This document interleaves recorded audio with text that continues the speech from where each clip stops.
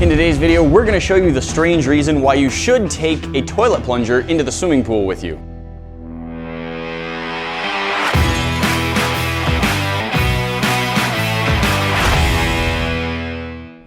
Toilet plungers! Everyone's got them.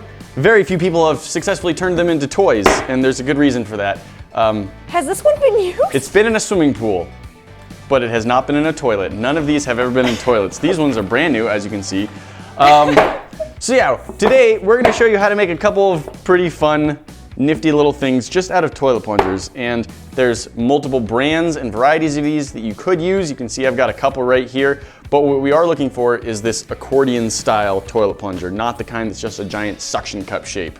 Here's the basic idea. Using just a toilet plunger and a couple easily accessible low-cost components, we're going to show you how you can build a hand-powered bellows as well as an underwater bubble ring launcher. Basically how this works as a plunger, the whole shape of it is just designed to keep it stretched out like this. When you compress it down, that goes great, and then when you let go, it uncompresses, it decompresses and springs back into shape. That's how it works as a plunger. Usually you put it in, press down, it forces water out, and then it pulls itself back. And you can just keep forcing water down, it opens up clogs. And we want that springing ability, but we aren't using it for clogs. So water ideas are fun and all, but I want to discuss how we can make this into something for fire. Shocking. Of bellows. All you're gonna need for that is the top of a 2-liter bottle and a pneumatic quick release nozzle, and then a little bit of electrical tape. It puts out a decent amount of air, but because the nozzle, the hole at the end of this is so wide and open, you're not gonna be able to blow that on a fire. So we're gonna make it a little bit more concentrated. Yeah, so we took the top of a soda bottle. You can use a 2-liter, you can use a 20-ounce, pretty much any style soda bottle where the bottle gets wider than the top of the plunger, and you just want to cut it off at that same diameter or pretty close. It doesn't need to be perfect 100%, but the idea is that you just want it to line up pretty well with the opening, and then we're just going to attach it using electrical tape. Electrical tape is very stretchy stuff. It will conform to shapes really nicely. So even though we have sort of a cone shape on our bottle, we're able to just wrap it around and have it lay flat against it because of how well it stretches. All right, now that's well sealed on. And I think if you can already feel quite a bit of air coming off this. Now, you could use it just like this. You'd get a good amount of air. And confuse people in the process. Something else that's nice to know is these handles just come right off. Oh, and good. then you're more easily able to hold it like this. Save that for a lightsaber prop. It's quite a nice fan. Yeah, it's fantastic. Fantastic. It's fantastic, she says. This would work pretty well, but we want to concentrate it down even more, which is why we have our pneumatic quick release nozzle. This has threads in the back, it's hex shaped, but at the front, it's got a pretty narrow nozzle on it, and that's what we want. So now we need to attach that to our soda bottle. At the moment, it's a little too loose, so we're just gonna wrap some electrical tape around this 4 or 5 times to make it so it's a pretty snug fit. We're gonna put that into the nozzle of the soda bottle and then more tape on the outside of it. Doesn't need to be 100% perfect. I think you have it 100% perfect, but it doesn't need to be. If there's a tiny air leak somewhere, it's not gonna ruin it. Most of the air is still gonna flow out of the nozzle, and it's still gonna work great. I'm pretty sure we have a fire going outside. We do have fire, and we have a functional bellows, but there is one more step we can add to make it a little easier to use.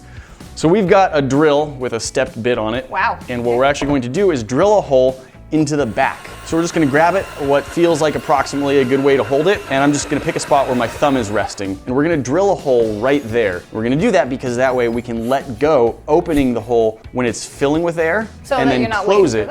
We don't have to pull air all the way in through here. We can have a slightly larger hole. It should open a little bit faster, and then when we're squeezing, we can just keep our thumb over the hole, and all the air stays directed out where we want it. Nice. Bellows is great. You can deliver a lot of oxygen right into the heart of the fire. You don't need to have your face in there getting cinders jumping on you, getting your eyes full of smoke, breathing the smoke in. That works great. Does, but you know what? It is way too warm. It's true. For fire today. Today should be like a swimming day. I don't normally say this, but I think I'm gonna prefer the water method that we have for this over fire today. Well, we've successfully made a bellows, and this works great on fire, but like we were saying, we want something a little bit the opposite to that. So now we're gonna make something that works well with water. A while ago, I made a video showing how to make an air ring shooter. You'd pull back on it and let go, and it would shoot out this ring of air. It would travel across the room. We added smoke to them so you could see the rings. Well, we're gonna be doing something similar, except with water, and the principle is the same.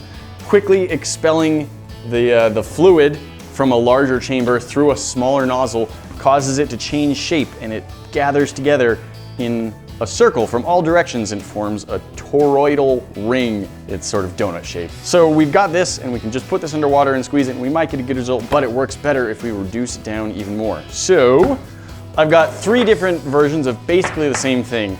They're a plastic ring that's pretty much the same size as the plunger at the bottom and narrower up at the top. I think we'll try using these 2 here, see which one of these works better, but I'm pretty sure both of these are going to work fairly well. And we're just gonna take them to a pool and we're gonna see what sort of result we get.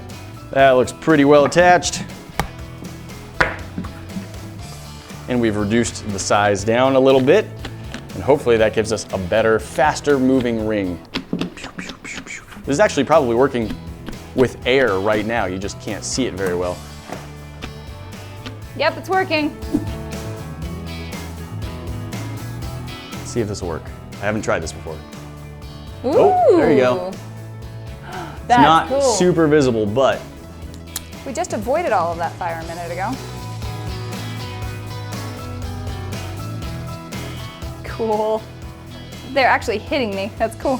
So we've got the 2 of them now. Are we gonna add a hole in the back of these ones? these ones do not get holes in them because we actually just want pure water in, no air for the most part, and this is gonna be bigger than any hole we could add, so it just fills faster right there. Perfect. They're very quick to fill, actually. We'll investigate that when we're at the pool. To the pool. To the pool. Maybe don't carry that with you. Okay, he's gonna carry that with him.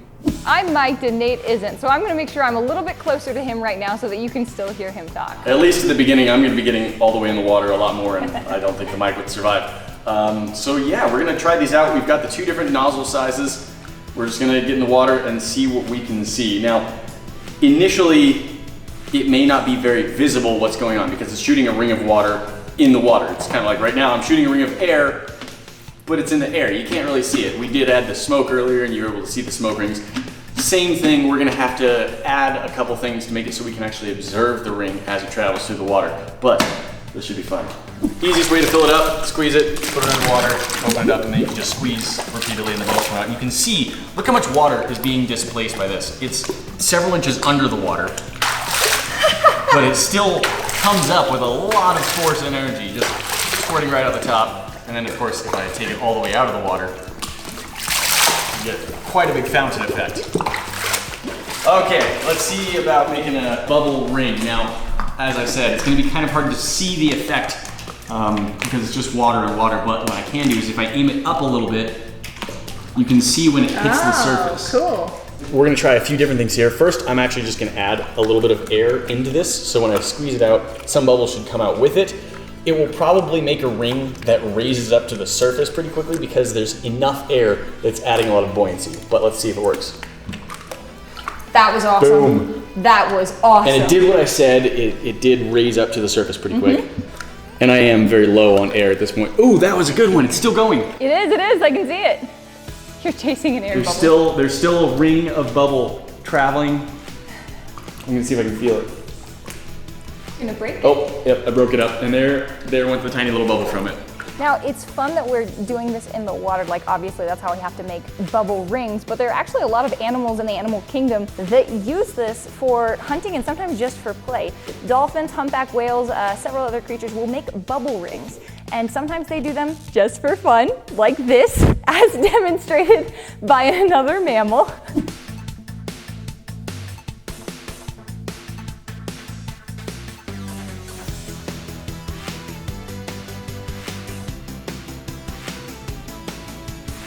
Destin from Smarter Every Day did a whole video where he recreated some old footage of getting colored rings to hit each other underwater, and just they exploded in this beautiful pattern where they like actually went off and made other mini rings. But he had to get some serious precision going to replicate that. So, all right, so we can see we have some slightly bluer water. I'm actually gonna go a little bit more than that. How many drops did you do? I did 6, so now I'm gonna take that up to 10, 13, 14. 15. That's probably plenty. All right, so this should be pretty visible. Yeah, that's gonna work. However, in the scope of an entire swimming pool, even 15 drops of blue food coloring is not very much. So I'm not too worried about like contaminating the pool water or anything, but let's give this a try. Maybe a little faster. I think our water is still going. It is. Our water's a little disturbed. We might want to give it a couple seconds here. Nice. There you go. Still going. That was still amazing. Going. Still going. Oh. Holy cow, that is so cool.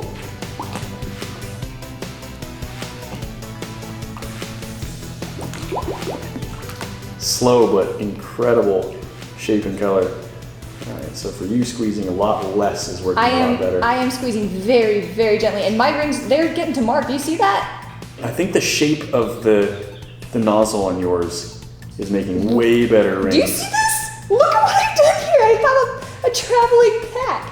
I think that is conclusive evidence that that shape of nozzle works a lot better than this one, or you're just a lot better at this. That's also a real possibility. I got in the water like 5 minutes ago, so. Doesn't mean you're not better at it. Okay, but I want to look at the nozzles and see what's different about them because I do think. So yours is reducing it down a fair bit more, I think. Yeah. And the shape, actually the inside shape is pretty similar. They both have a taper up to the narrow point. But there's less tunnel for mine to try and travel through. That's true. It might be important to have this clear edge. The extra on mine might be messing it up. You've got almost a full inch longer on this part than mine does. So I think that's making it more difficult. All right. So if Nate were one of these creatures that we keep trying to imitate, he would need some prey to hunt. So, come here, Nate. Are those goldfish? These are goldfish. You're gonna hunt some goldfish, okay?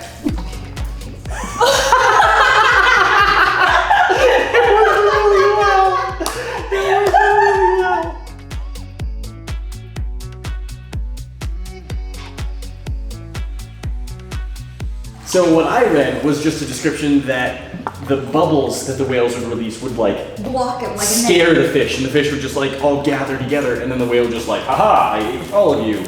But this is this is actually grabbing the fish. It's just grabbing the fish and taking them away.